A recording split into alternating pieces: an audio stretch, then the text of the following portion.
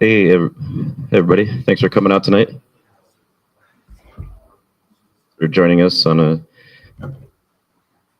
even up a sunny Friday evening to come be here with us for this talk and the event. Great to see everybody here. I'm Tim Cullings, Executive Director of Seattle Indies.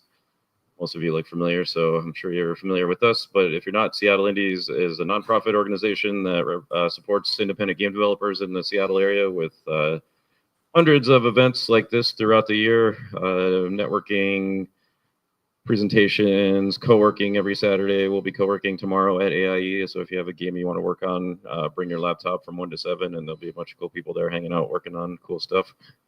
And if you don't have a game yet, maybe you can find one that you can work on with them and find a team there. We do game jams and hackathons, you name it. We have lots of great events that you can find out about on seattleindies.org and join our Discord. There's thousands of people on there, all active all the time, talking about all kinds of stuff related to game development and the video games industry, which is, we all know, is doing great right now, right? Yeah. But yeah, tonight we're here for Star Victoria Power, aka Slide 20XX, is a lifelong composer who writes colorful music for colorful games. They've been working professionally for about a decade, and their work includes a track in Bloodstain's new DLC, Dominique's Curse, the soundtrack for Calico, a game about magical girls running a cat cafe that was featured previously at Seattle Indies Expo, the anti-racist PSAs put out by Steven Universe, and electro swing and jazz hop for the visual novel Penny Larceny, Gig Economy Supervillain. And so without further ado, I'll have Star come up and take it away.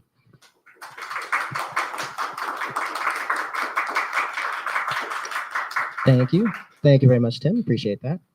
So yeah, like we said, my name is Star Victoria Power.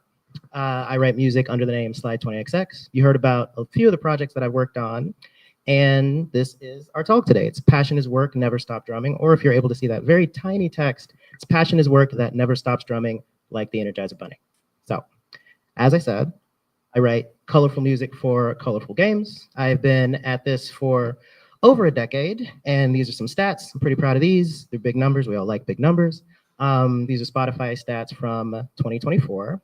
And like I said, we'll go through a few of the projects that Tim mentioned there. We'll get to those eventually, but we'll start with Penny Larceny, Gig Economy Supervillain, just to give you a little bit of an idea of a little bit of what I sound like. So to tell you a little bit about this project, this is all about Penny, the main character that you embody, who works essentially as a hench person that can be hired on an app named Crimer to help supervillains with such dastardly schemes as trying to pay off their student loan debt. It is a very humorous title by the same people who worked on Arcade Spirits, if you're familiar with that series of visual novels, and this is a little bit of what this sounds like.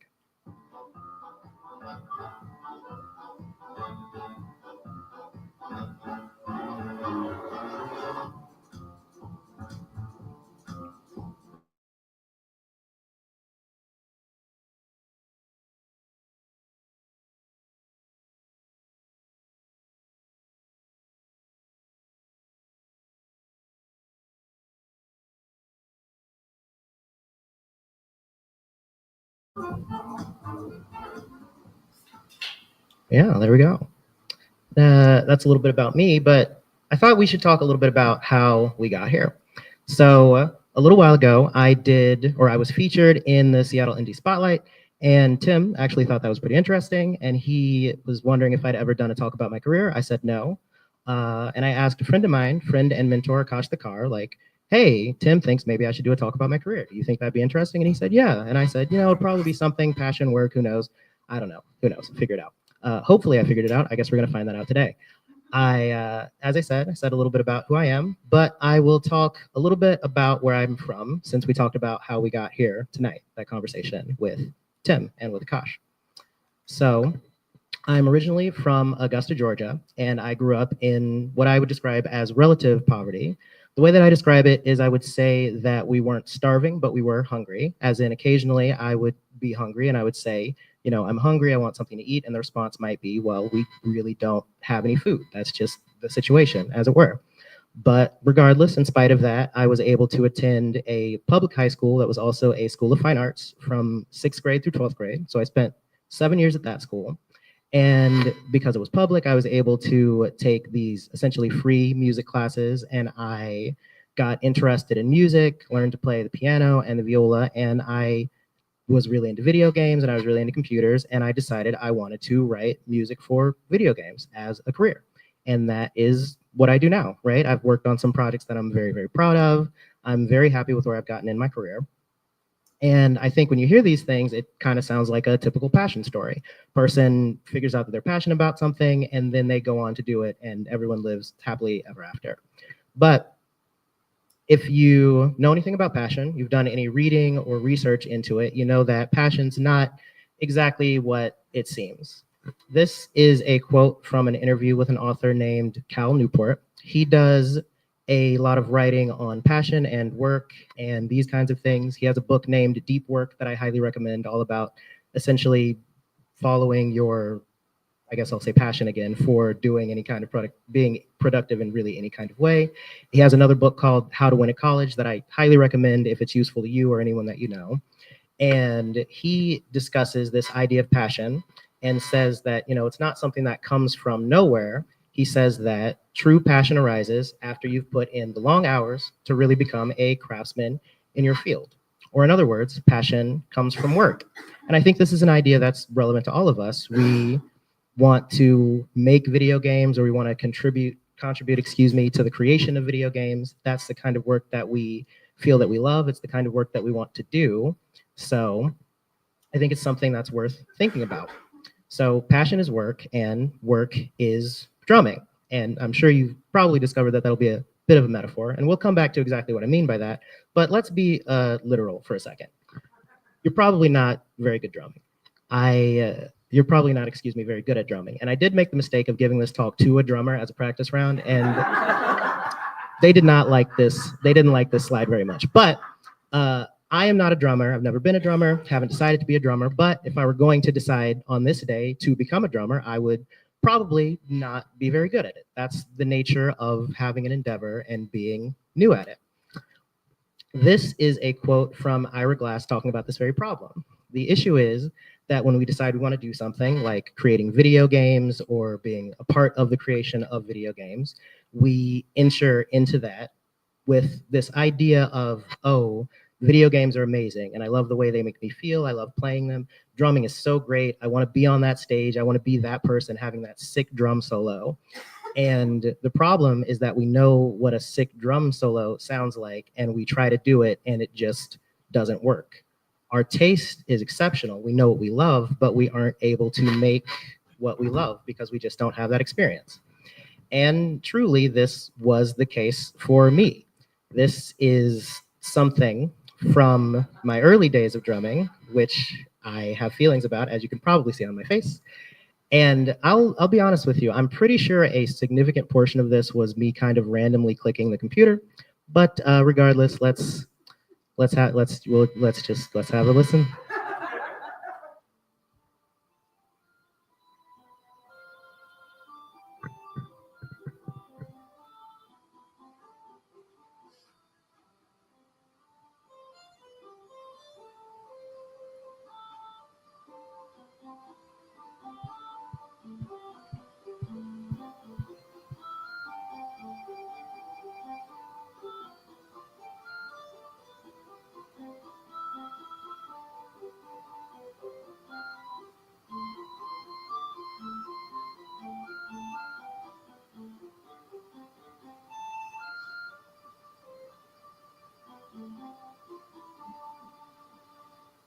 There we go.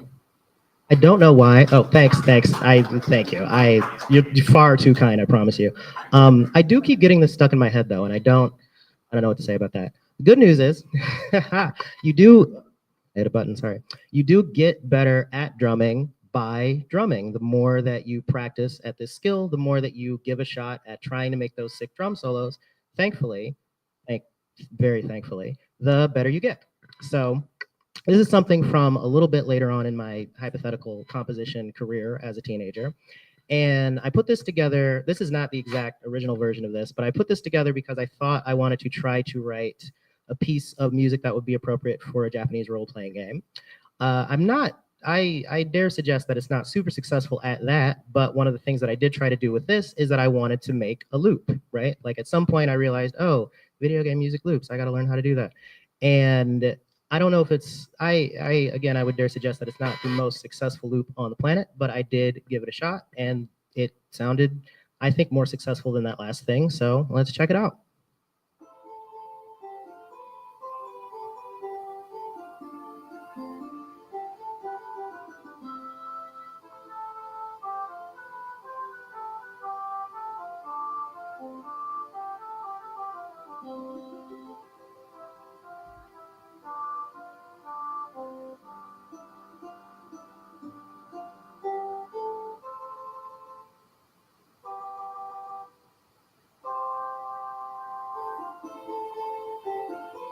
Right?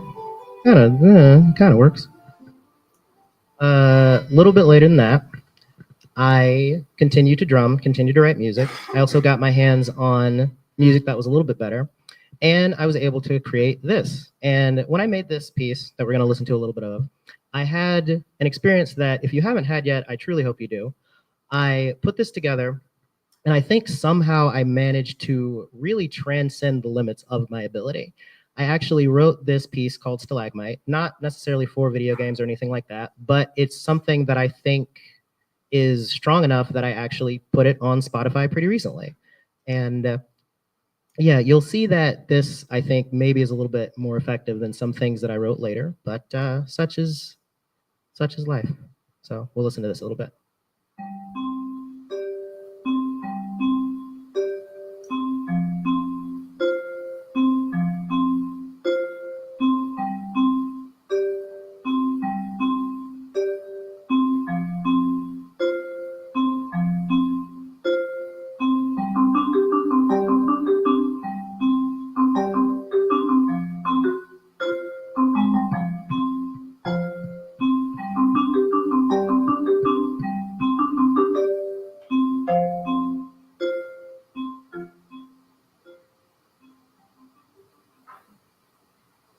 Yeah. So, somewhere between the very first piece that I played you and the second piece that I played you, the first one was called Sweet Sky, apparently, and the second one was called Slums. I feel the need to mention that. Don't know why. I would say that I found my passion. And that is to say, I found something that I like to do enough that I figured I wanted to keep doing it. I liked music. I liked writing music, excuse me. I liked being on the computer. Very specifically, I liked using the computer as a creative tool. I was a teenager and I figured out, excuse me, that you probably have to work to make money or you die, which is not good. So I figured, hey, I should work and make money. I should get a job doing this thing that I like. I should get a job writing music for video games. But there's a bit of a problem, right? There are no jobs. Now, this is obviously not literal. There are some jobs. So to be a little bit more specific, when you first start at something, you're not necessarily skilled enough to work at it, right? Or maybe you're skilled enough to work, but the job opportunities that you have don't exactly match what you want. Or maybe right now you're working some kind of job and you want to be in a different position. Or maybe you don't have a job and you want to find a job and you're just having difficulty, right? I think that's something that we can all relate to, certainly now. And if we haven't related to it yet, I'm sure we will in the future because this is just the nature of things, right? The good news is working, drumming, and continuing to pursue your passion is a great way to work your way into a job. You could actually think of the job search as a different form of drumming, right? But you have to keep drumming a lot. The more you do it, the closer you get to the things that you want to be doing. And that is essentially what we're going to be looking at today.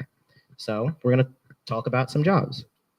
This is not a job, but it is something that I worked on. So This is from a long, long time ago. Don't be fooled. That is not a video. That is a picture of a square. But I'm going to tell you about the square. So I went to that fine arts high school, like I mentioned, 6th grade through 12th grade, so middle and high school. And in Miss Thurman's 7th grade science class, I met this individual. And I told him that I wanted to make music for video games. And he told me that he wanted to be a programmer, which was crazy to me in 7th grade. But he wanted to be a programmer and he wanted to work on video games. So we started working on video games together. As far as how successful we were on these little video games that we worked on together, I have no footage of this video game. So, but I can tell you about it. So you played as a little man, and he was on a little square, and the square is essentially the core. This predates Super Mario Galaxy, I want to say. So it's kind of like a little gravity thing where you like run around it, and then guys kind of come at you, and you kind of shoot at them. Okay, but I wrote a little bit of music for it, and this is what one of those pieces of music sounded like.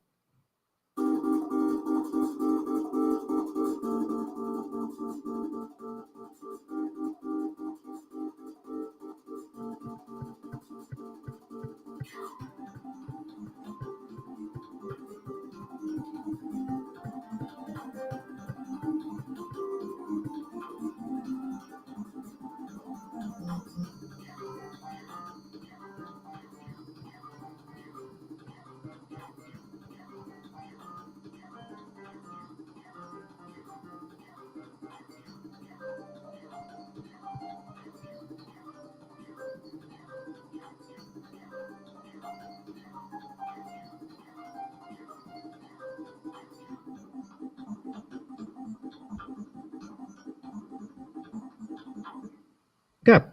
So that is the kind of work that I was putting together around then. And yeah, we made little video games. I made stuff like that. I'll talk about a little bit about this later, but not quite a job. And like I said, many of those games do not exist anymore, but it was something. I was drumming. I was trying to make my way into doing this thing that I want to do. Moving on a little bit. So that individual that I met, his name was Aaron Yuan, and he went on to pursue programming at Carnegie Mellon. And I ended up at the University of Georgia studying classical music. You know, I'm a classical musician. I play viola, I play piano. And kind of outside of that schoolwork, I spent my own time working on video game music to the best of my ability. So he was at Carnegie Mellon, Aaron was, and occasionally in like the game creation clubs and things like that, he would ask me to write music for them, which sometimes I would do and sometimes I would not do.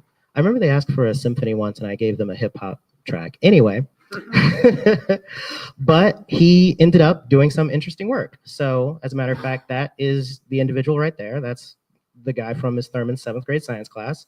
And there's one of his best friends in college, Chris Reed.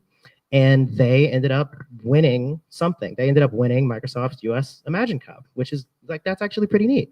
So they put together a little video game, and like, there's an opportunity for me, right? Like, my music is getting out there. Like, it's kind of like a job. Here's the thing though. They actually they didn't tell me about this. They actually, I think they made the whole video game and then they kind of were like, hey, can we put some music in this? And I was like, sure, I guess. So they just kind of picked something from my catalog and threw it in the game. Right. They waited until the last minute to think about the audio of their video game. I don't know if that sounds familiar to anyone, but anyway, I had one summer, I got a Mac, I got GarageBand. I never had GarageBand before.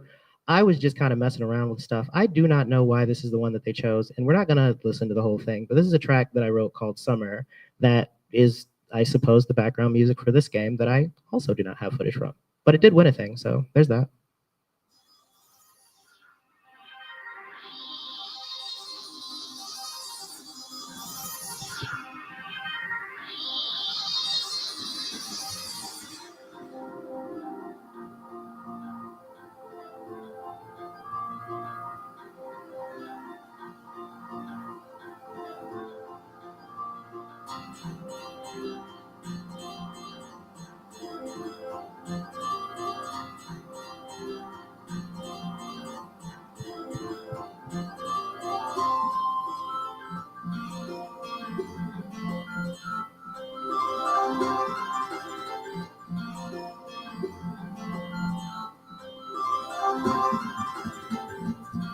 Truly, had I been given the opportunity, I don't think this is what I would have. I don't know if this is what I would have done for this one.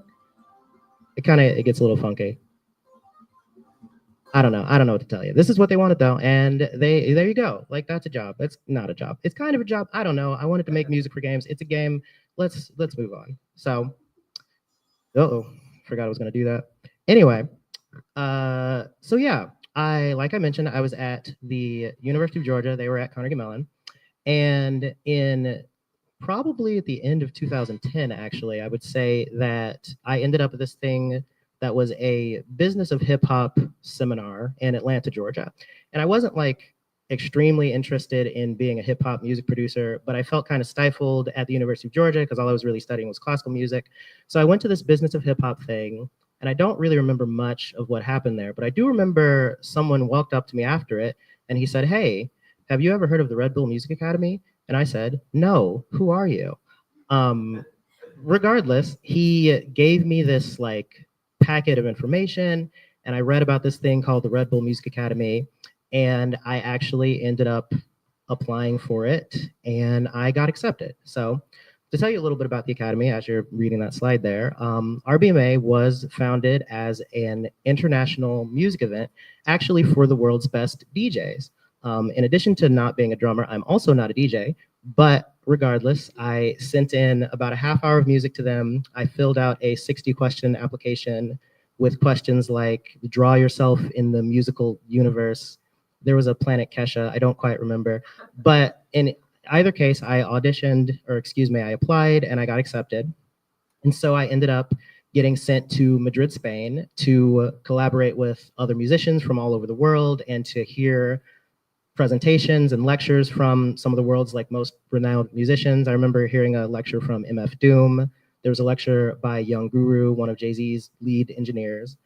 And because this is an event for the world's best DJ and it's all about music and community and stuff, they actually wanted everyone to do a live performance. So it was like a month long, 30 people. You're there for a 2-week session, so 14 people per session.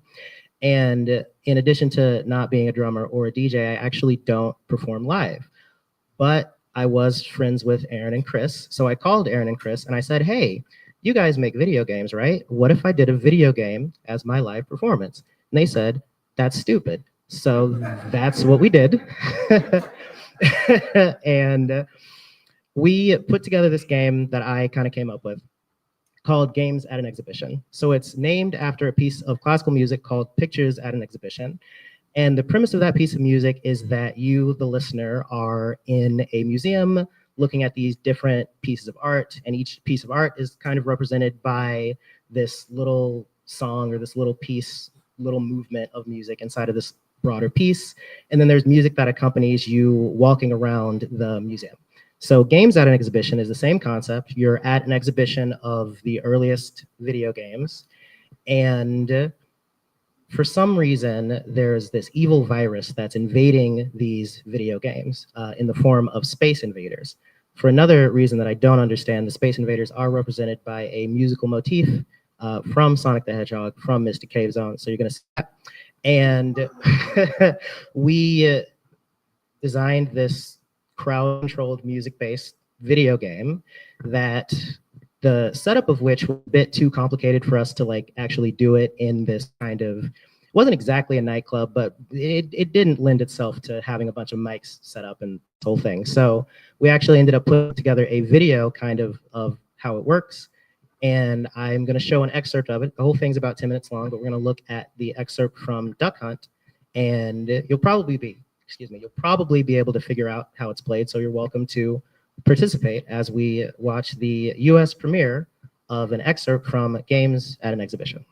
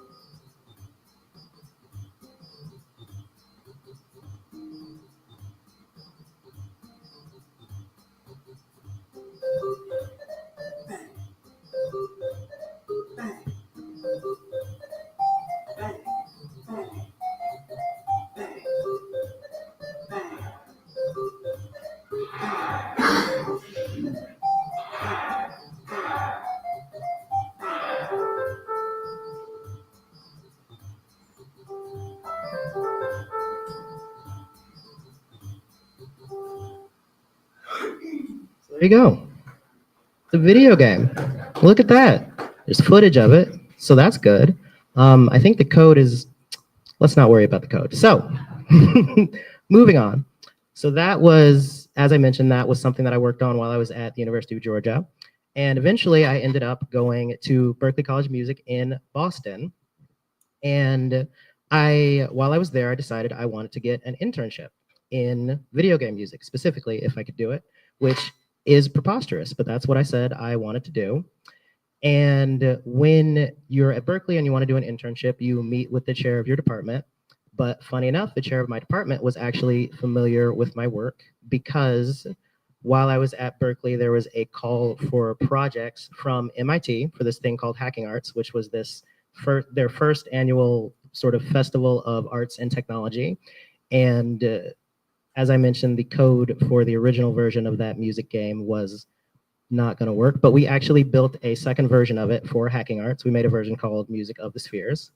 And so when there was this kind of sciencey, gamey kind of project, the chair of my department told me about it, said that they were looking for music and sound design, and suggested that I chat with them. So I actually did, and I became the composer and sound designer for this game called iWire. So if you read a little bit about it there, it's this citizen science game from the Song Lab, was originally at MIT, now at Princeton. And essentially, players from all over the world get online and they play what basically amounts to a three-dimensional puzzle game where they're tracing neurons through the brain. And that contributes to actual scientific research. And I was brought on as an intern, and then eventually I was actually hired. Specifically, I was hired because that second semester of my internship, I couldn't afford to continue to be at Berklee. So in order to continue to work on the game, I actually had to be paid. But nonetheless, I was brought on to continue my work.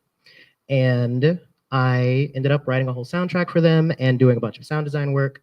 That soundtrack is actually available on Spotify. It's called iWire Tunes to Trace By, named similarly to the Portal 2 soundtrack. And this is an excerpt from one of the videos that I put together for them to show the work that I was getting ready to do and some of the work that I had already done.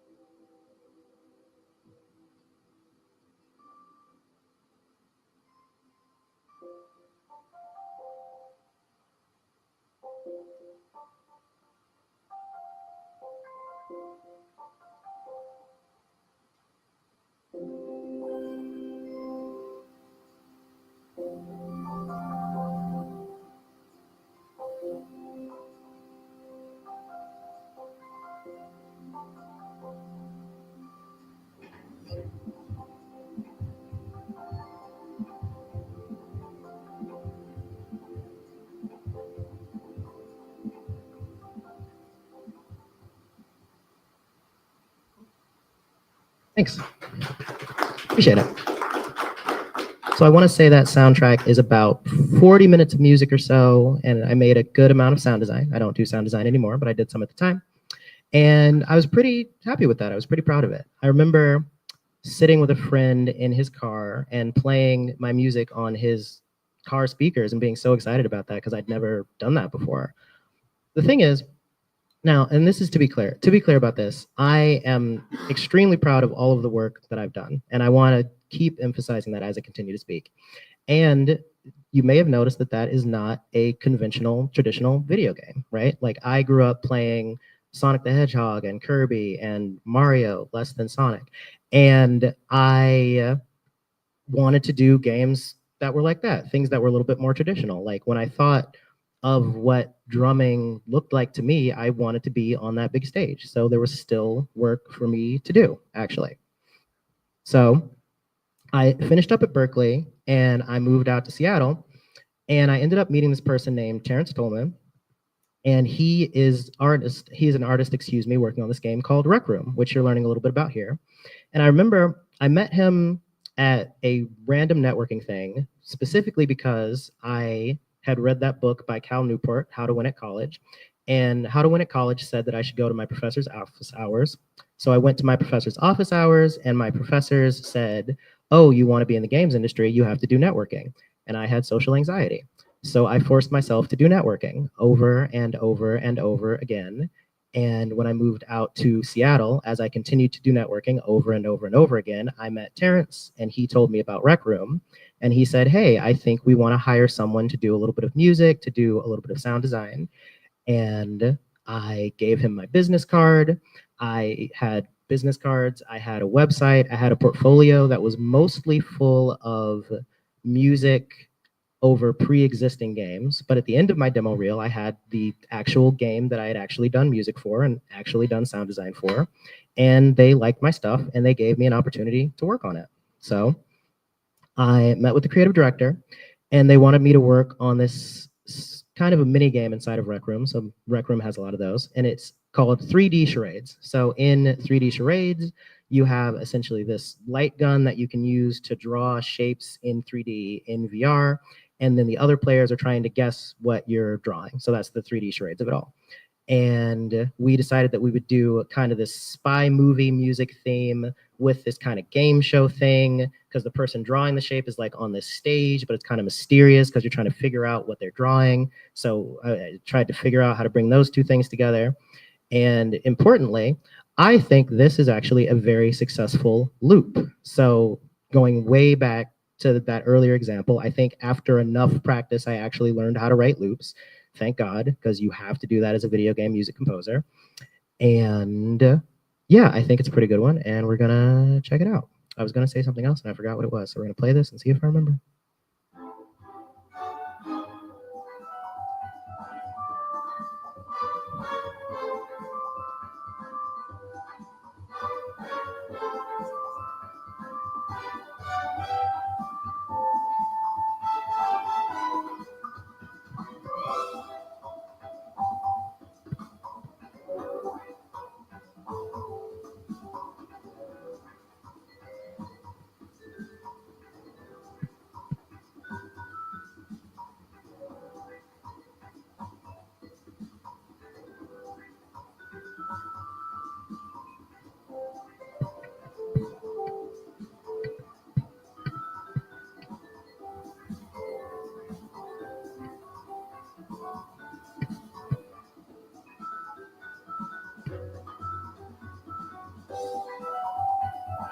Yeah, see? Yeah, come on.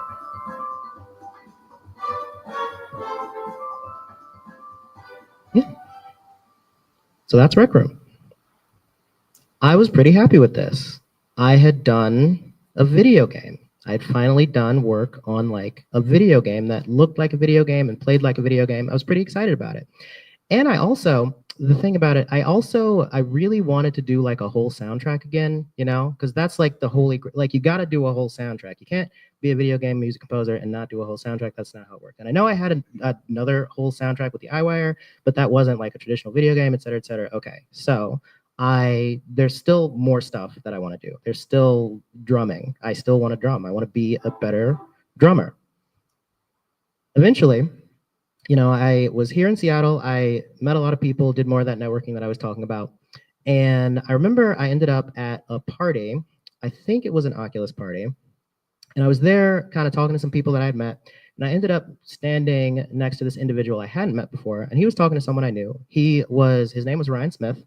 And he was talking to this individual named Will Roger, who is a very successful, very accomplished composer then and now.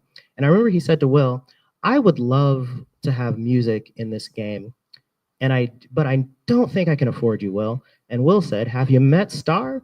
And I said, "Oh, hello. Hi, how are you doing?" So I ended up working on this game called The Stars Between Us.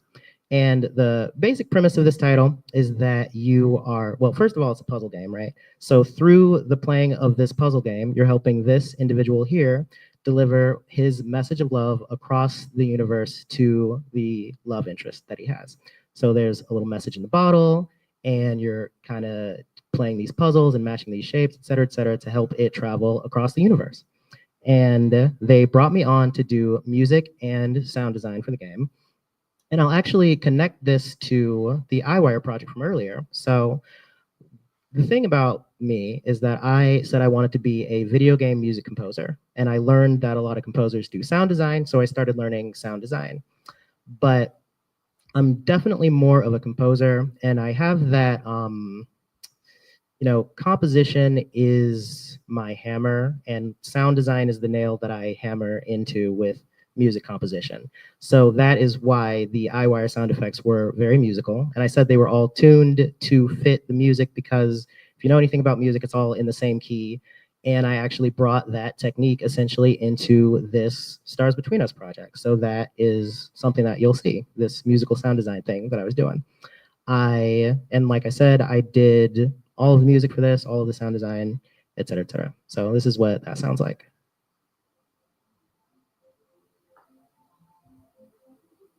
And this is another demo video put together for them.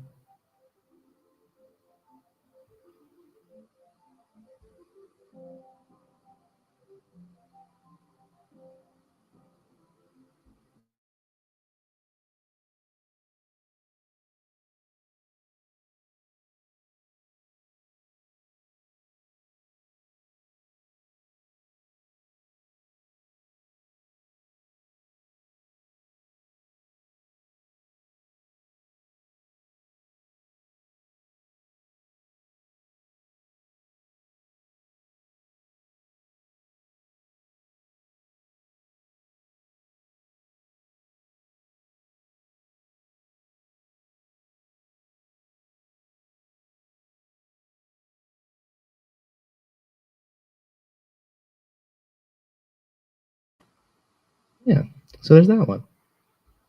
So again, I was pretty happy with this. I put together a whole soundtrack. That soundtrack is also available on Spotify. It's The Stars Between Us. And I think I said I would mention that Ride the Core project from a long time ago, for the Square. For the Square game, I actually had this idea that I would write a title screen theme, which is not the one that we heard, but then I took ideas from the title screen and I put them into the gameplay music, and that was kind of a thing that I like to do.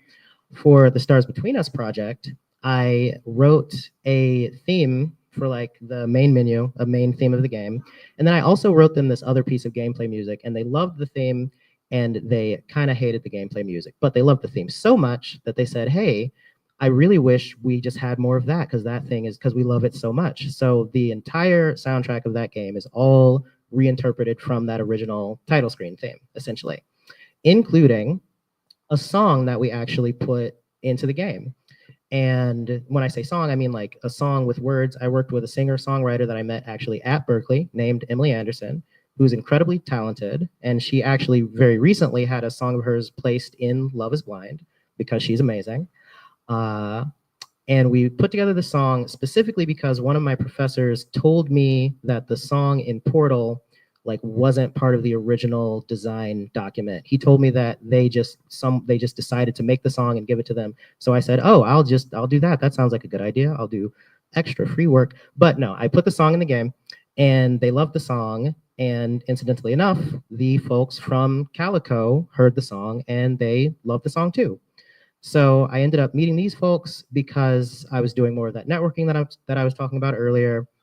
I ended up at a conference that I do not remember the name of. Everyone in Seattle ended up at this conference. I think everyone got free tickets. I don't know. I don't know what to tell you. Tim, I feel like you might have been involved. Yes, that's the one. It was Pocket Gamer. I didn't know anything about it, but we were all there. And I met the Calico folks, and maybe 6 or 7 months later, they were actually looking for a new composer to join the project, and they really liked the song. They said they wanted a song for their game. So I ended up writing kind of some main theme music for them and then remixing that main theme into the song that became essentially a main focus of the marketing for the game. And yeah, I'll play that for you. This is actually a trailer for launch on PlayStation, but the game is available on PlayStation. You can go get it. We just launched some DLC, actually, highly recommend. And this is what that sounds like. Every day is something new. When my day begins with you,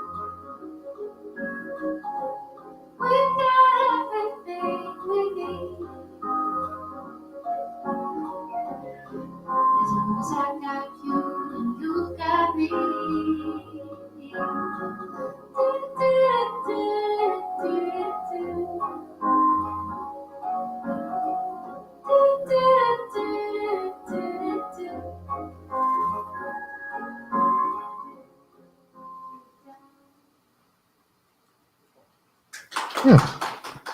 Thank you. Thank you so much. So I forgot to mention the Stars Between Us, that title, I was very proud of that. And that title was an exclusive that released for the Oculus Go. The Oculus Go, which I was given one, I think, by someone. I wasn't very familiar with the Oculus Go. I'm not sure where mine is. So I was very excited to work on Calico, which released on the Switch and on Steam, et cetera, et cetera. That it was a great moment, right? The drumming, it seemed like it was paying off. And again, let me repeat, I'm extremely happy about all of the projects that I've worked on. And I want to be clear before I say this, there's a game called Infinity Nikki that I absolutely bought immediately upon its announcement. It's fashion and platforming, and I love both of those things. And Calico is kind of this cozy gaming experience that just isn't necessarily the type of game that I would personally play. That is just the case. It's just not exactly in that genre of stuff that Star plays. Nothing wrong with that. And I'm, again, very happy with the work that I did. But I thought it would have been really nice to work on something that was more me. You know what I mean? Which brings us to Bloodstained, actually. Bloodstained is a title that I owned, even. Like, I'd already bought it, and I heard that they were making some DLC. To tell you a little bit more about Bloodstained, it is a spiritual successor to the Castlevania series. Bloodstained Ritual of the Night, spiritual successor to Castlevania Symphony of the Night. And inside of Bloodstained Ritual of the Night, they have this thing called Classic Mode, right? So there's the original Castlevania series, there's Castlevania 1. Classic Mode is kind of like a spiritual successor. That is to say, a game in the same style as Castlevania 1, made by the same people, some of the same people, right? And then they said that they were going to do Classic Mode 2, which would be like the spiritual successor to Castlevania 2, and that's Dominique's Curse, and that's the thing that I got the opportunity to work on. To talk about a little bit about, how that opportunity came to be, in 2020, a lot of stuff happened. A lot of stuff happened in 2020. And really, in response to all of the things that were happening with Black Lives Matter specifically, I was doing different kinds of work. And I wouldn't even say that this next part is work, but one of the things I was doing was tweeting a lot. I do not recommend that. Don't do that. But that's what I was doing. And I remember in this furious volume of tweets, one of the things that I said was how important and impactful it is to like give someone a chance to work on something. Like, what would my life have been like if I'd been given more chances? And someone from Way Forward saw this tweet and looked at some of my work. You know, I had the demo reel, I had been updating it year over year, and I had a presence on Twitter, right? So he reached out to me and said, hey, I have something that I think might be of interest to you. So I was invited to contribute to Dominique's Curse. So what I'm gonna play for you is basically straight from the game, sound effects and all. I didn't make the sound effects, I don't do that anymore. This is going to be an arrangement of what I wrote and delivered to them. So they partnered with the folks at Brave Wave to make a retro video game version of my original theme. And I'm going to play you a little bit of what that sounds like in the context of the game. And here you go.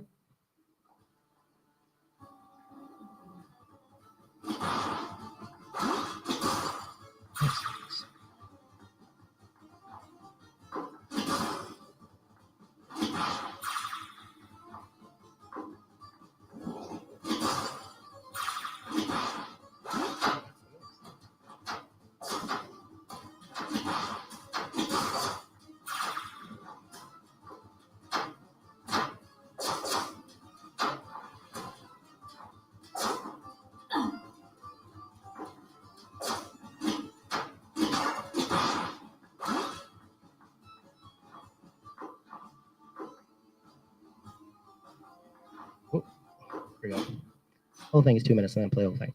Now, all right, so here we have it. The crowning achievement of my video game music career. I did it. It's a game I owned that I played. It's on all the consoles. You can play it on all the consoles.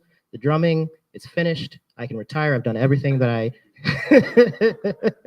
Right, okay, I see you see where I'm going with this. All right, so again, I continue to emphasize this is amazing, and I'm extremely proud of this. And I think this 8-bit version is super cool. And I also think my original version is really, really cool. So I would love to have something like my original version in a game one day. And we're going to see a version of essentially the same thing with the original arrangement that I gave to the Brave Wave folks.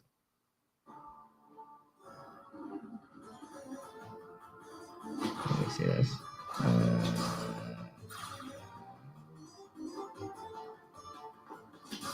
Go ahead.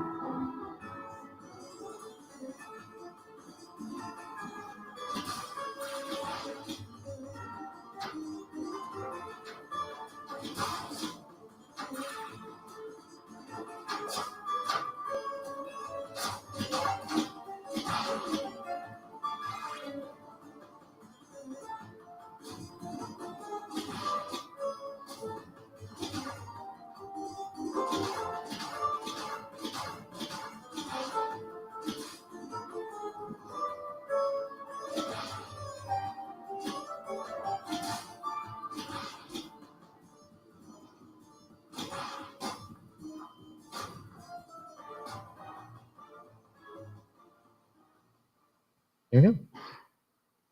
So, oh, thanks.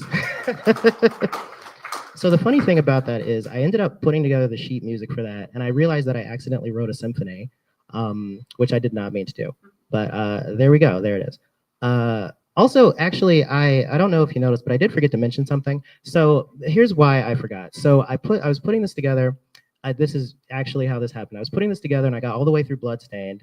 And when I was putting this together, I was thinking I write music for video games, and I don't know if you know, but Steven Universe not a video game, more of a cartoon situation.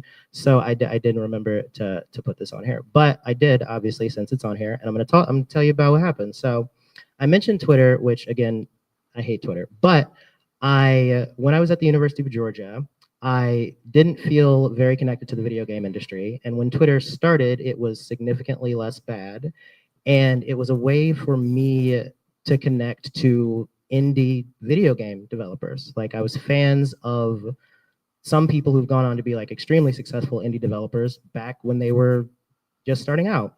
And I want to say probably around 2013 or so, I started following the composers who would go on to work on Steven Universe. And we would end up having these interactions every now and then over the years.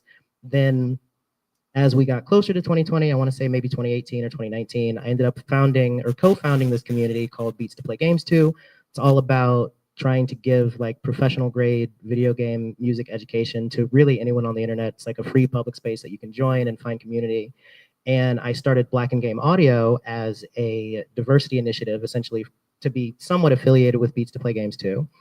And one of those composers, like I mentioned, was familiar with that work, and I had invited them to those communities to contribute and things like this.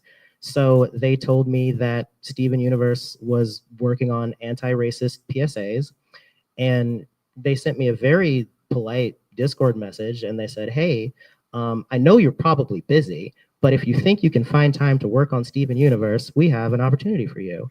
And Steven Universe was one of my favorite cartoons. So I said yes, and I was able to work on these. And I'm gonna just play one of them in its entirety. All right, class. Can anyone tell me who invented the light bulb? Thomas Edison. That's not entirely true. The light bulb could more rightfully be attributed to Louis Latimer, the black inventor behind the filament inside the bulb. His invention made light bulbs affordable and efficient enough for the general public, bringing electric light into households around the world. Well, so now you know. Wait, is that it? Hold on. We're not going to mention why he invented the filament? To create a better standard of living for people who had only just been freed from slavery? Are we going to ask why kids are apparently learning about Thomas Edison? Thomas Edison! Oh, and not learning about Louis Latimer? These textbooks are incomplete. There were black Roman warriors, black medieval knights, black classical musicians, black cowboys, black fighter pilots. Where are they? I worry about you humans because you only live, about 100 years?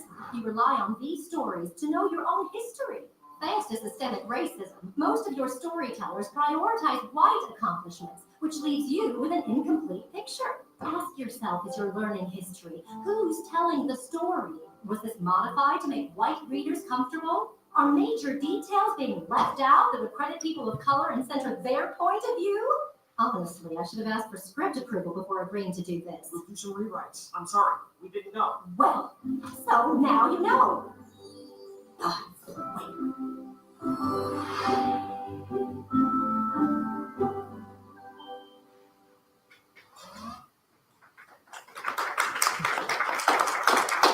Thank you. Thank you very much. So yeah, there's some stuff I did. So let's come back to this drumming idea. Star, what is drumming? Okay, I think we've got kind of an idea of what it is, but I'm going to elaborate. So drumming is, if you ask me, practicing your art for real. I think kind of fake is okay if you're just starting out. Like I mentioned, when I went to talk to the Rec Room folks, most of my demo reel was not games I'd worked on. It was games that were the types of games that I might like to work on with some of my musical work. But I think the more real you practice your art, the better. If you say you make video games, make video games. I need to be able to download them or buy them or play them online. Ideally, they have a beginning, a middle, and an end. Game jam games are fine. Like I said, kind of fake, quote unquote, is okay, but you want to be as real as you can, as much as you can, and you want to always make it more and more real. The other thing is quantity over quality. You get better at drumming by drumming. You want to do a lot of drumming. I wrote a lot of music that was very bad. I wrote a lot of very bad music and I made my friend listen to it because I had no shame. I don't know what to tell you. That's just what I did. But I think it's important because your first version of any idea likely will not be as good as your second version or your third version or your 60th version. I think sometimes developers get it in their mind that they're going to make a video game and it's going to be the best thing they've ever made and it's going to be the best thing anyone's ever done, and they just don't have the experience yet to make the version of their idea that will really live up to what they want to make. This is a continuation of that Ira Glass quote from before. He talks about how to close the gap between your excellent taste in art and your inability to make art of that quality. The answer is to just make a lot of stuff. He talks about putting yourself on a deadline, just find a way to finish things, find a way to make lots and lots of small things to work your way into the bigger and bigger things that you want to make. Even if you're at a place where you're launching your first game on Steam, understand it's your first game that you're launching. You'll get better at launching games just like you got better at making games. And I think this counts even if you're all the way through a significant portion of your career.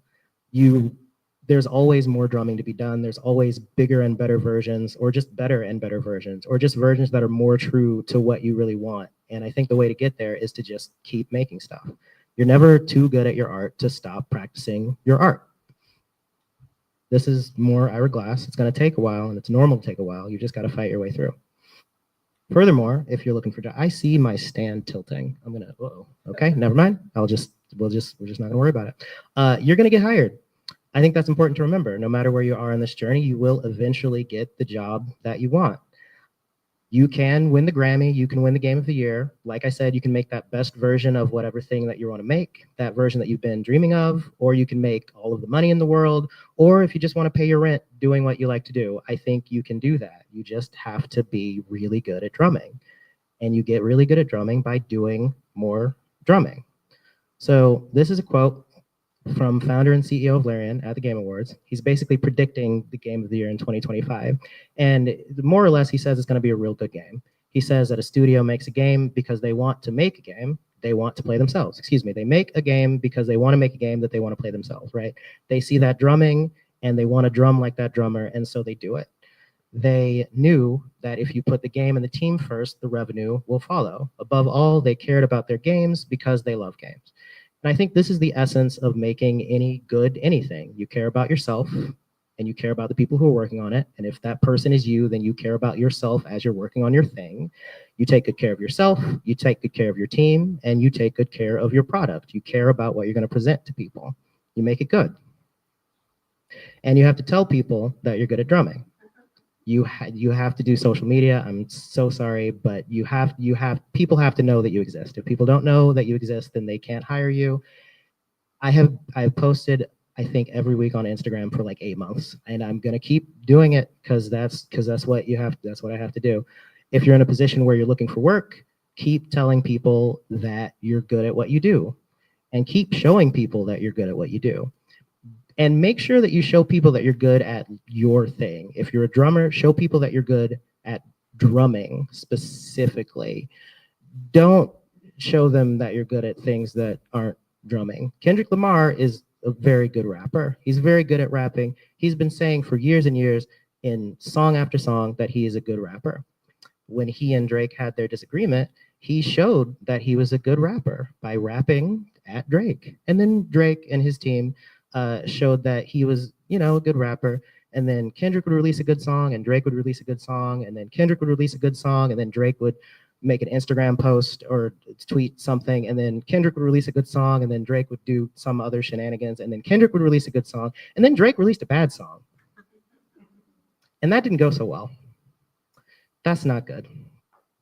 These are Kendrick lyrics. He has so many lyrics like this. Just work hard and be good at your work. He says in some of his songs, he says, I don't even care about fame. Like, I'm in my house taking care of my people and being a good rapper. That's what he does. Not being a good LinkedIn post writer. He's rapping because that's what he does, because he's a rapper. Okay? Now, never mind, we'll come back to it. Like I said, you're going to get hired. It is going to happen. You're going to get there. But it's going to take a while. It might take a long time. It might take longer than you want it to take. From the time that I decided I wanted to write music for video games to the time that Calico released, I think was about 15 years. And the whole time I was saying that I wanted to write music for video games. I remember I made business cards for myself, and I don't know why I did this while I was at the University of Georgia, but I did it. And they said, I make music for games, because that's what I wanted to do. So just in case you aren't getting hired when you want to get hired, or you feel like it's taking too long to get hired, this is what I suggest that you do. Ironically, this is something that I did post on LinkedIn, but I think it's important. So I want you to work, I want you to move, and I want you to chill. We're going to talk about work a little bit, but let's talk about move. Move is exercise. I'm going to the gym after this. I've been going to the gym for a while. I think it's starting to work out. I am making people feel my muscles because I'm very proud. I'm very proud. Go to the gym. I don't care. Take a walk, do something. It's important. Just work, just move, just get moving. Chill. Turn off the news. Get off of Twitter. Don't worry too much about things that you can't control, especially if you feel like you don't have the time to spare, if you don't have the energy to spare. Don't. There are other people who have more time, who have more money, who have more resources, who have more energy. If you are that person with those resources and that energy, then you probably already know it. If you feel like maybe you don't have it, then you probably would be better off taking care of yourself. Because the best version of yourself is the version that we all need. It's okay. Just relax. It's all right. When you feel better, you can do more. And then the working part. If you want, like I said, you can make all of the money. I really do believe it. You can make all of the money that you need to take care of yourself and to take care of your people. You can use your art to beat this whole capitalism thing. It can be done.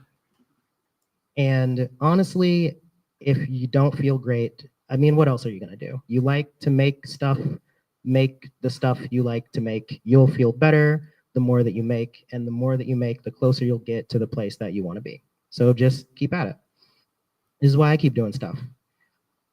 This is a very funny movie. Please watch this movie. Yeah, thank you. I kind of tried to do that. I know. All right, beautiful. I just couldn't quite. Thank you. Appreciate that. That very funny movie. I know that I'm going like way over, but Tim told me it was okay, so sorry about that. We're almost done, I promise. Whoa, all right. Hey, yeah. Like I said, make your art for real. Never stop, never stopping, or never stop drumming. I was gonna put the Energizer Bunny in here and I kind of forgot to. Yeah, just keep doing what you want to do. Also, you might stop. It's fine. That's all right. That's all right too. There are times that I stopped. There are times that I felt like giving up. And there might be times that you feel like giving up. You might be having that time right now. It is not easy out there right now. But I think that's okay. And I think it's okay if you feel like giving up every now and then. I felt like giving up before the Red Bull Music Academy thing. I felt like giving up after it. I felt like giving up before the Calico thing. I felt like giving up after it. I felt like giving up before the Steven Universe thing. I felt like giving up after it. And I didn't. I'm here with all of you, and all of you are here with me. And yeah, it's all right. Just take a little break. I'll come back to it because it's worth it. I think it's worth it. So, in all of the stuff that I've done, this is one of the things that I'm most proud of. This is from Bandcamp, and they, as you can see, they started their best of 2021 soundtrack collection by mentioning the Calico soundtrack, even though Calico came out at the end of 2020. And this meant so much to me because I have basically been around doing some kind of something since before Bandcamp existed. And when Bandcamp did exist, that was the website that independent video game music soundtracks were on. So for like the original home of indie game soundtracks to say that my indie game soundtrack was a great indie game soundtrack was a really big deal for me. It was really important. And I mean, it was important enough that I saved this screenshot. So there you go. Some closing notes. Get a mentor. If you don't have a mentor, get one. Here's a mentor. That's my mentor. I am here in Seattle because he said to move here, basically. I was maybe going to go to LA or New York or San Francisco, and those places sound expensive, and Seattle sounded expensive, but less expensive. So here we are. I told him I would plug him because, again, he's great. He works primarily with sound designers because he is a sound designer. But the thing about being a sound designer or a composer is that it's very entrepreneurial. Because there are no jobs. There really aren't a lot. Like composing, like Beyonce doesn't work for a company. You know what I mean? So the skills that you could learn from someone such as this person will be very helpful to you. So if you have no idea what else to do, you can go to his website at koshthekar.com. He's got courses up there. You can click on those, check those out, see what that's all about. Seattle Indies has a mentorship program. It's another option. You might be able to find someone who's in your specific discipline. I highly recommend that. Because I would not have done even half of the things that I've done had I not the input of someone who was a little bit further along than I was. And finally, I will be at the Game Developers Conference, and there's my information, but I'll go back to the conference. Like I said, we're going to do a diversity in game audio roundtable. We did one last year, and it went really, really well. So we've added 2 additional panelists for this year, and we're going to do 3 days of roundtables, 4 panelists each. If you're going to GDC, in very tiny text, you can see the titles of those. I have more of those Instagram posts that I was talking about, so that's one way to find those.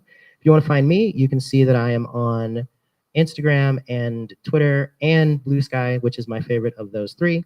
My website, slide20xx.com. My email, hello@slide20xx.com. My full name, Star Victoria Power, on LinkedIn.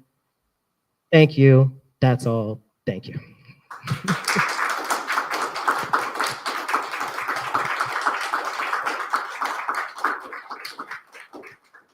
Thank you, Star. That was excellent. Does anyone have any questions that they want to ask? More of a comment. It's just the long slogging journey of getting your skills to line up with your taste and then trying to grow your taste. Yep. I don't bite. Probably. Oh, you got one? Thank you for presenting. Yeah. You do like music analysis if people want you to kind of analyze a piece of music or like music critique or anything like that? Yeah. As far as analysis is concerned, in general, analysis has been a really big part of my process the whole way through. I remember when I was very young, I would listen to essentially Sonic the Hedgehog, like soundtracks on GBA or whatever. Like I'd go to the sound test and just play that stuff and try to figure out how it worked. And I carried some of the analysis techniques that I learned in classical music into my analysis of music in general. So usually when I come onto a project, I'll start with looking at musical examples that the client has, and then I will break those down and compare them to kind of the library of music that I'm aware of and find the similarities and differences, and then use all of that information to build essentially a creative direction document for the music specifically. And then on the basis of that document, I write the pieces and the soundtrack and things like that. So I do spend a lot of time thinking about what makes a piece of music effective and kind of analyzing that. And I think I put a lot of time in learning how to do that. So I think, yeah, critique definitely falls in there too. My question is surrounding what's next, and the question I want to ask is, you're saying that it takes work to get up to where your taste is, and then so my question is your work where your taste is at? Do you hear Oh. things and go, "Oh, that's better than I am. Let me find it Oh. out," or do you feel like you have kind of a mastery of what you're doing, and you're more like kind of spreading out? Why? Yeah. I would say most of the stuff that I hear, well, okay, let me think about that for a second, actually. My inclination is to say that I hear many things as different more than as better. And I think that's because I do feel like I've grown my ability to like a pretty high level. Like I feel very confident in my ability to write. That being said, I would say that there's always opportunities to maybe use my skills in ways that are different than what I'm expecting. So the Bloodstain track in particular was very difficult to write. Obviously, I wrote it and I was able to do it, but that came because I had a director who like knew exactly what he wanted. And going in, I already knew that that Castlevania style was going to be very challenging. The first example of that being that a typical video game piece, if we were to give each part a letter, a normal video game piece is maybe part A, part B, and then part A again. Castlevania is A through E. And then when you go back to A sounds a little bit different. And then Castlevania music also is Baroque classical music, which is very structured, and rock and funk. So that was challenging. But yeah, I think there are many things that I am not inclined towards doing necessarily, and many things that I haven't yet done, but I don't feel like anything is ultimately outside of the realms of my ability, but there are things that would take longer than other things, and that kind of guides, like what projects I would say yes or no to, right? Like if someone told me to work with a live orchestra to write a symphonic score for the next Final Fantasy game, I would say no, please, no. But God, how long would that take? I mean, I could do it. I don't know if you want me to do that right now. You know what I mean? It's that kind of situation. You mentioned like as you were starting out, you would kind of tell your friends or ask your friends or force your friends to kind of listen and give you feedback. Can you kind of talk about that process of like putting yourself out there and getting feedback that maybe is like, oh yeah, you got some more work to do, and talk about that process? Yeah, absolutely. So I will give the caveat that I was a child and I didn't care. So I didn't even want feedback. I just made him listen to it. But but that being said, I would say, kind of related to that issue of your taste versus your ability, I feel like to some degree we kind of have a sense of if what we're doing is working, so to speak, or not working. And I think that can kind of guide the way that we take feedback, right? Like if I were to give someone something, I was taught not to preface the work, so I won't say anything about it, but I kind of know in my heart, like, yeah, this is not good, and he's going to tell me that it's not good. But sometimes I'm like, this is not good, and he's like, yeah, it sounds great. And I'm like, oh, great. I knew that already, obviously, because I'm the best. Right. But that being said, as far as putting yourself out there is concerned, yeah, I do have some projects that I don't share at large because I know that they're not ready yet. So as an example, I cannot believe I do a little bit of hip hop writing, like a little bit. And I think I can write a decent verse, literally just one verse. I don't think I can write a whole song. And I do not, my degree is very interesting. It is an electronic music production degree, which is not a recording music degree. Those are two different skills. And the point of me saying that is I actually don't know how to get a good recording of my voice. So like that work, well, number one, it's not something that I'm seriously pursuing, but if it were something that I was seriously pursuing, I think I would be probably very careful to choose people, first of all, who I know have a good ear and can help guide me to where I want my work to be. And I think I would probably keep cooking until I felt like I had something that was ready for like a wider audience. So I would just premiere to like wider and wider audiences, both kind of out of a semi-practical sense, because you don't want people to think that you're bad if you're like just starting out necessarily, but then also just kind of I don't want to feel bad. Like I know it's bad. I don't need 100 people to know that it's bad. You know, I don't need to do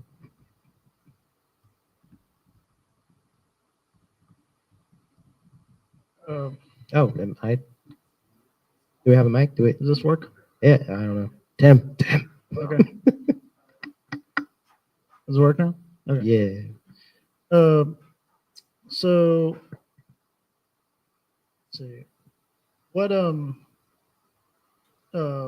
tools did you start out using? Was it GarageBand or do you recommend any like tools or platforms to get started? Yeah. So with music, I started on Finale Notepad, which is a sheet music program, which don't do that. If you do have a Mac, GarageBand is actually fantastic. FL Studio, formerly known as Fruity Loops. I don't know if anyone says Fruity Loops anymore. I don't know the pricing structure of FL Studio, but I want to suggest that maybe there's a free-ish tier. I don't know. I'm sorry about that. But I would probably look at FL Studio. I would look at GarageBand if I had a Mac.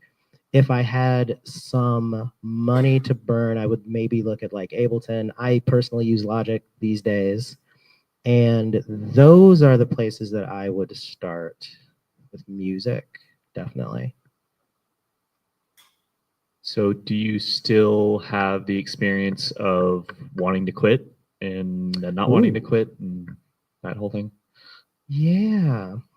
To be a little deeply personal, actually, I got diagnosed with ADHD about a year ago, and I started ADHD medications. And I learned that maybe I was living my whole life with a severe case of ADHD. And that severe case of ADHD was very stressful.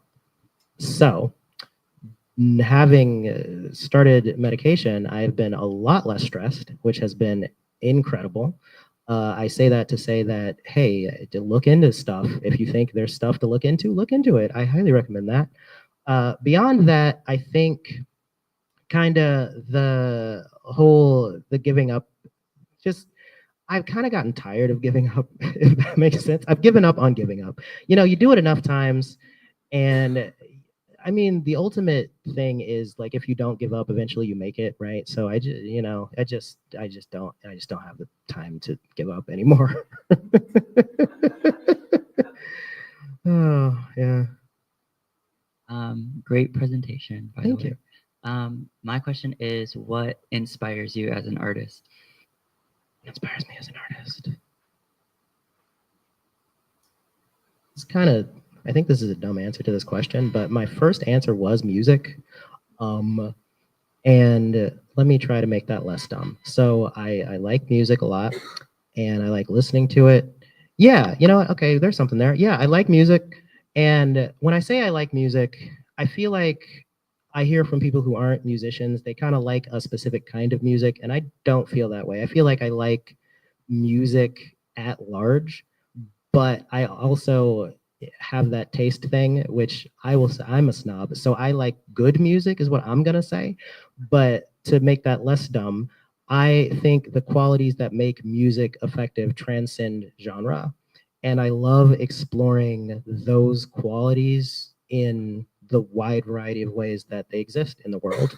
One of the things that I've thought about is that I think when we're talking about art, right, there is the subjective part of art, and then there is kind of a certain kind of objectivity. And I think that objectivity is, you know, if I put this in front of 3,000 people, there's a difference between 1,500 of them will probably like it and like 3 of them will like it. That's the objective part. But, come on, I can do this.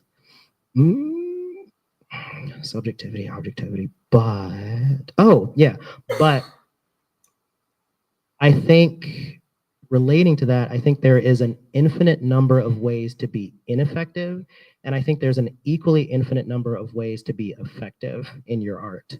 And I think exploring all of those ways of being effective is extremely inspiring. It's something that I love to do, and it's something that I love to see other people do. I have a question. Yes. So, first of all, thank you for sharing your journey. Yeah. It's really inspiring. But I also want to know, like, in the hypothetical future, like, what is your dream project? Where you want to go with this? Yeah. I don't really, I haven't explored a lot of these genres of music that I think predominate AAA video games. I think I would like to explore some of those genres. I think I would like to explore some of those larger projects. I don't know if I would, well, okay, because I do have work in Bloodstained, I'm realizing. I think I would like to have more work in more projects of the size and scope like Bloodstained. I think actually if I had the opportunity to explore that Castlevania sound a little bit more, as incredibly difficult as I do find it, I would love to write more of that kind of music. Yeah, so I think those are kind of the big things. Oh, and I really loved Tetris Effect. I'd love Tetris Effect. So I'd love to do like a trippy sort of EDM kind of thing. That would be really cool. So first of all, thanks for the presentation. It was really awesome. Thank you. And I'm a huge Bloodstained fan, so Yeah. really, that made me really happy. I'm also a fellow ADHD sufferer. I've known it most of my life. Yeah. I'm curious to know what you do, and maybe you've already said it already, but yeah, maybe not. I don't know. Yeah. One of the things that happens to me with my ADHD is I could sometimes sit there in front of a blank screen and stare at it for about half an hour to an hour, and then just run away. Like, yeah, I need to get this away from me as quickly as possible. Yeah. Curious to know what you do, what tricks you've done Yeah. to overcome, if that happens to you. Yeah. So I don't have that specifically, but I do, like, the less I want to do something, like the less I have caught myself. Even last week, I was kind of sitting on the couch for maybe 40 minutes, probably because I had some Instagram post that I didn't feel like making. So one trick that I use for myself is I'll set a timer on my watch for like 5 minutes. And then the idea is that I keep setting these 5-minute timers over and over again. So I'll do 5 minutes. Usually I'll start with anything except the thing that I don't want to do. And I'll say, okay, I'm going to, I don't know, pick what music I'm going to listen to while I do this awful thing. I'm going to do that for 5 minutes. And then I'll have 5 minutes of terrible suffering doing this thing that I hate. But then in 5 minutes, I get to stop and I get to go back and do anything else. And then I'll like do them back and forth like that. And that helps me get over that initial hump. And then eventually it's like, okay, well, I don't want to stop doing this thing because like now I'm invested. You know what I mean? So that is one thing that I do. Yeah. Appreciate it. Thank you. Yeah, totally.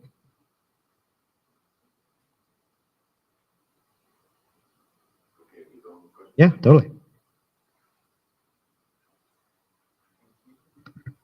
Nope. Oh. Throughout your career, what has your experience been with understanding your own value, increasing it, and negotiating rates? And how's that been for you? Yeah, so I was spoiled in that when I went to Berkeley, somebody said to me that, one of the professors said, I think any one of you in this class should be able to charge $1,000 a minute for any completed minute of music that you write, right? So a minute and a half long loop, $1,500, right? Math, music, not math. That's what they said to me. And I was like, $1,000, okay. Well, maybe that's a little bit high, but I think I'm pretty good at this. I'll do $800 a minute. And that is what I said to people. And the thing that I've experienced with rates is that you get is it two answers? We'll find out. The first answer is, oh, you wanted money. Oh, I wasn't going to give you money. The second answer, three answers. So that's the first answer. The second answer is, that is way too much money. We can't afford that. And then the third answer is, oh, that's a little bit too much. Can you go down a little bit? Oh, wait, there's another answer. The other answer is like, yeah, okay. Like those are the answers. So, and what I've heard is that if they're like, yeah, that's fine, then you probably could have charged more than you charged.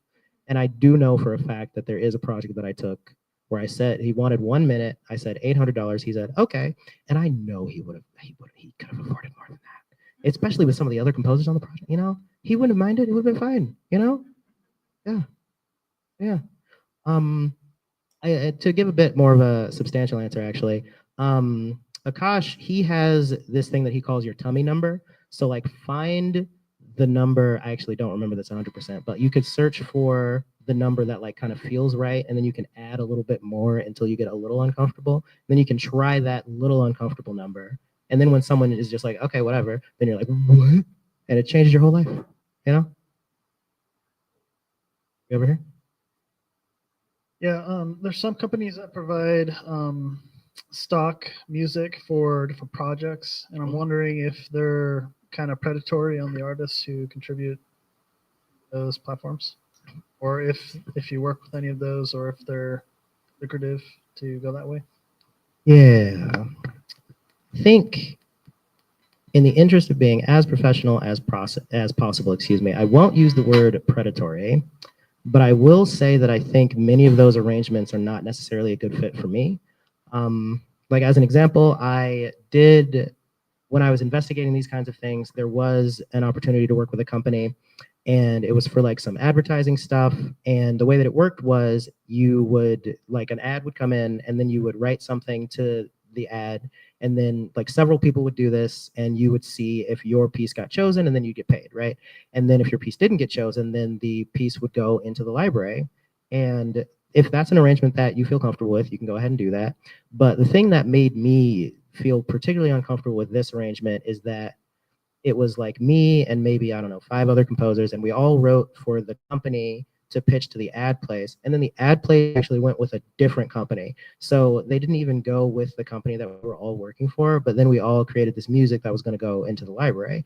Now, hypothetically, of course, that music is then in the library, and then maybe it'll be used in an ad in the future. But I personally would prefer to like own the rights to the things that I make, if for no other reason than it gives you this, if you don't do anything else with your music, right? If nobody ever buys it necessarily, if you don't get 1 billion streams, you can still have this phenomenon where like someone pulls up your website or goes to like your Spotify page and they see like 50 albums. They're like, whoa, this guy writes so much music. And then maybe they listen to like all of it, and they're like, and they find one thing that they like, and then they can hire you, right?